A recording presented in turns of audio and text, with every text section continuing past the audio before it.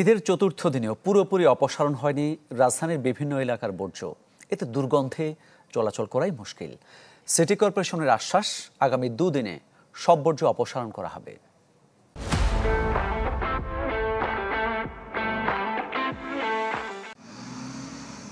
রাজধানীর সবচেয়ে বড় ও স্থায়ী গাবতলী পশুর হাট। ঈদের চতুর্থ দিন ভাঙা হয় বাঁশ দিয়ে তৈরি হাটের অবকাঠামো। হাট থেকে বর্জ্য নেওয়া হচ্ছে নির্ধারিত স্থানে। শুধু উত্তর সিটি নিয়োজিত কর্মী নয়, বর্জ্য সরানো হচ্ছে আধুনিক যন্ত্রপাতি দিয়েও। তাদের আশা, আগামী দুদিনের মধ্যে সব বর্জ্য অপসারণের। 3টা ফেলুটার চলতে আছে, 15টা গাড়ি। আর এই বজ্র দ্রুত পরিষ্কার করানোর জন্য উপর নির্দেশ আছে। বজ্র দ্রুত পরিষ্কার হতে আর 500 জন শ্রমিক খাটতে আছে।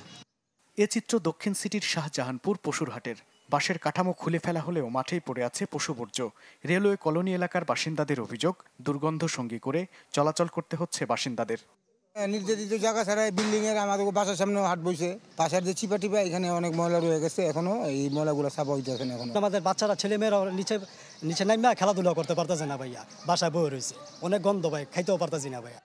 দক্ষিণ সিটি কর্তৃপক্ষের দাবি 90% বর্জ্য অপসারণ করা হয়েছে, তবে সরু রাস্তার কারণে অনেক জায়গায় গাড়ি পৌঁছানো সম্ভব হয়নি। মাহবুবুর রহমান, চ্যানেল 24, ঢাকা।